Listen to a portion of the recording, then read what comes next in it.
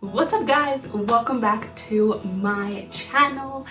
Whoa, why did I say it like that? It's Becky, and today I'm going to be spilling the tea, telling you all the pros and the cons of getting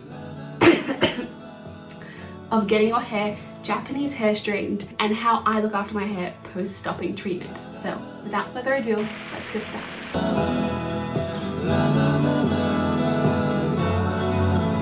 Someone is literally blowing a trumpet outside. Why?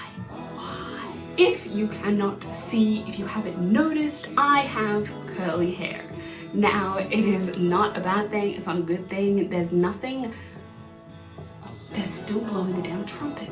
That's just how I was born.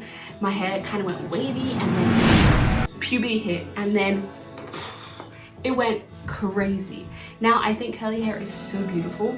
However, the frizz of curly hair makes curly hair so difficult. Now if you think about it, straight hair, it's all the same, so it lies flat because it's on top of each other and it fits like a perfect stack of Jenga.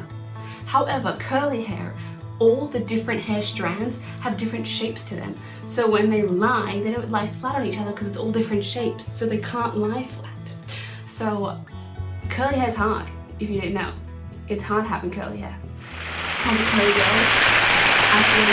So I have very, very curly hair. So when I was 14, I had my hair Japanese hair straightened for the first time. Now, if you don't know what Japanese hair straightening is, there is a science behind hair, which I only know because I've dabbled with chemicals in my hair. The way that hair and hair texture works is all dependent on the shape of your hair follicle. So when you have straight hair, you have a perfectly round hair follicle. That's the shape of your hair. And because it's perfect on either side, meaning the radius and the circumference are all the same, I'm just throwing math words in here because you know, but because it is all perfectly even on every single side, your hair falls straight. However, the more curly your hair gets, that means the more oval shape your hair follicle becomes. So instead of being like this, your hair is like this. And that's why there's a curl in it, because it's not perfectly even on every side. So my hair, my hairdresser told me, was incredibly oval shaped, and it was a strong oval. That's why my hair is so crazy curly, because the oval is just like, I'm an oval. So what Japanese hair straightening does is they reshape your hair follicles. So the hair that is already out of your head, they reshape those follicles to make them more even, and therefore they lie straight. So when you wash it, when you blow dry it, those hair follicles have been changed and are now a perfect circle. Now for someone like me who has very curly hair, my perfect circles transform over time. They don't go back to what they are naturally, however, my hair doesn't stay straight. So I had my hair Japanese hair straightened in September of 2014, and the first time it actually didn't work because there was a huge shock as to how curly and how strong of an oval my hair is that it went pretty curly. So I had it done again in November of 2014. I then had it done again in November of 2015, December of 2016, January of 2018, and February of 2019. So I have had it done 6 times. Now, did I experience any side effects? Actually, no. Unpopular opinion, I loved it. I loved having straight hair that just flowed for the first 3 months. It was a godsend. However, if you didn't know, hair grows. And I found that my hair, as it began to grow, it had like a little curl action and then it was straight. Because if you're like me who has very, very curly hair, it curls straight from the head. So my hair would, as it grew, it would get curlier from the roots and straight at the bottom. I'm gonna put a picture in right here what my hair looks like now. I know, it's crazy. Do I recommend getting your hair done? If it is a huge insecurity of yours, I do. I loved it. I loved the treatments.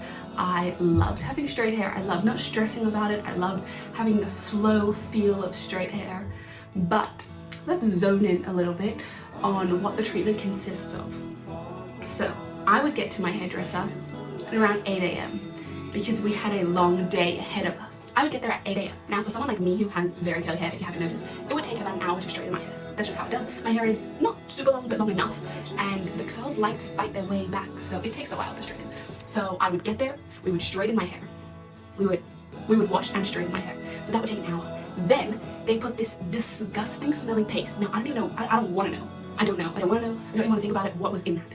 But they would put that on my newly beautiful straight hair, and then wrap my hair in a shower cap or in Gladwrap, and then I would sit there for a little while. Now that first treatment of inserting the chemicals, that was them opening up the follicles to saying, we're about to reshape you. Then we would go wash that out. Then we would re-straighten my hair. So after an hour of straightening my hair and sitting with the paste on my hair for a good half an hour, 40 minutes, we would then go re-wash my hair, re-straighten my hair. So that would take another hour and a bit. Then we'd put more chemicals on it because that's then closing the follicles to saying, so we open follicles, we straighten the hair, then we close the follicles to kind of seal that straight feel, meaning we're sealing that circle shape. Then we would leave that on my hair, let it sit there for about 40 minutes, then we would re-wash it out, re-straighten my hair, and then you can't wash your hair for 4 days. So the way I saw it was 5 days of uncomfortable hair, gunk, chemicals, for so many months of straight hair, worth it, so worth it. I was coming from straightening my hair every single day. When I was 12 years old, I met a flat iron, and boom, a relationship was formed, and I straightened my hair every single day for about 2 years. So this treatment and getting these treatments done were a godsend. Now, I personally, I know there are many videos out there, I personally did not experience any hair falling out, my hair did not thin, my hair did not become bad quality. However, kudos to me, and I will toot my own horn, they can blow the trumpet outside, I look after my hair. I have a schedule when I wash my hair, when I dry it, when I this, when I that. I was hair masking it at least twice a week. I was not putting any heat on it, no blow drying, no straightening. I wasn't doing anything to my hair. So if you are gonna get the treatment done, it's so important to look after your hair post-treatment and while having the treatment, because you are harming your hair. You are. Like, if you get punched in the face, you need to put ice on it. You can't just leave the punch. And that's what you're doing to your hair. You're punching your hair so hard in the face, you need to look after it. You owe it that much. All I've done is rave about these amazing, amazing treatments. Why did I stop getting them? Well, my hair, it's hard to hide. If you have wavy hair or curly hair but it doesn't curl from the root, getting these treatments is great because as your hair grows out, you can't see it because your hair is straight, so it's just matching the straightness, and you get it once a year and it's fine. My hair doesn't work like that. My hair curls, you see? Curly from the roots. My hair curls straight from the get-go. So as soon as my hair began growing out, you could see it. It was like curly, straight.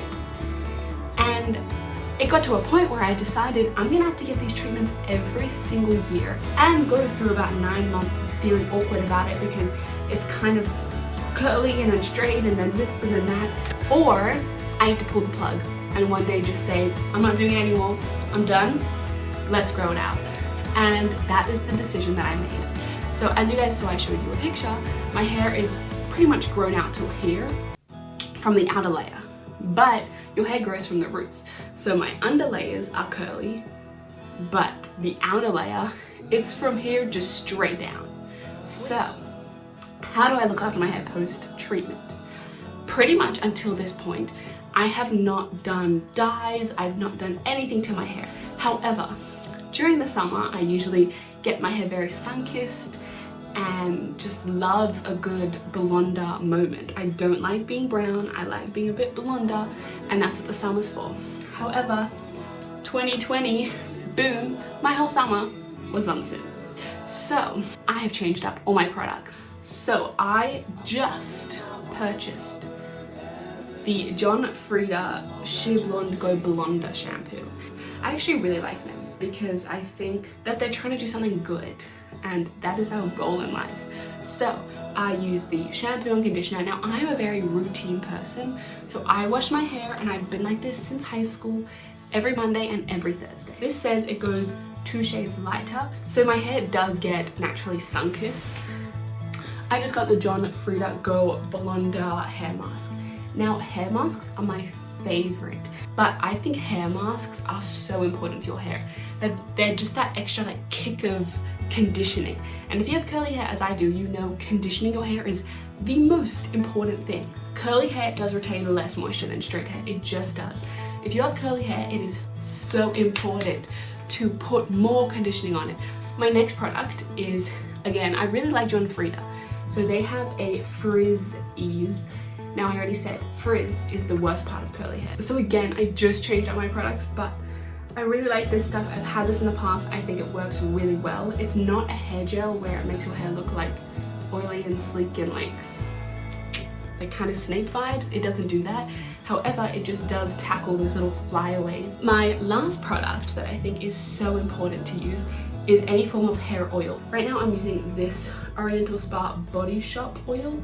Now, when it comes to putting oils on your head, you have to be very careful because the oils, your natural oils, are produced from your scalp. So you don't want to be mixing your additional oils with your natural oils because that just makes oiliness. So I just add a little oil action to the bottom of my hair, and I think it's so important and it's so good for your hair. So in addition to all these products that I use, I sleep with a silk pillowcase. They do recommend sleeping with silk rather than cotton on your hair, and I mean, I will take any advice that I can get. I also recently started using a microfiber towel on my hair, and I have read that you should not use a normal towel on your hair and you shouldn't pull it so delicate because your hair is dead anyway. So you gotta look after it because it's not being re-nourished from your body. I also do not sleep with my hair out or in a ponytail. Now, a lot of people say, what does that mean? Well, if you're like me, who likes to jog around and move around and have a little party in your sleep, you are tossing and turning all the time. And your hair, if it's in a ponytail, it's being spread out, it's being pulled, it's being stuck, it's not good for your hair. So I sleep with my hair in 2 braids where it's a very controlled environment. Now, the last tip of looking after your hair is something I hate hearing, and that's getting haircuts. I got a haircut a few months ago and it is time for another haircut. I hate getting a haircut, but it's so important to cut the dead. I think flat ironing your hair, blowing your hair, blow drying it, getting chemicals put on it, all these things are not good for your hair. However, hair, I will be the first to say, hair does affect your self-confidence. And if you want to look beautiful, you need to do whatever you want to look beautiful. And if changing your hair, if straightening your hair, if blow drying your hair, whatever it is, if that makes you feel beautiful, go ahead and do it. However, it is all about the balance between being happy with what you see as well as treating your hair with the respect that it deserves and using nice products. And if you can do both, more power to you. Well, thank you guys so much for watching. This was my story time, my letting you know my hair journey and what I went through. And I went through it so you don't have to, and I hope this helps you decide what you want to do and how you want to look after your hair. Please make sure to like this video and please make sure to subscribe. It would help me out so much. I am trying to reach my goal of 100 subscribers, so please subscribe. As well as I want to thank you guys because I reached my 500 views goal, which is crazy, and I'm so excited for the future and what this channel becomes. And I really appreciate you guys being here. Thank you so much for watching, and I will see you guys in my next video. I upload every Tuesday and every Friday, so please stay tuned. As well as make sure to check out the Small Creator, so please make sure to check them out, and let's all support each other on this platform. So I'll see you guys in my next video. Bye!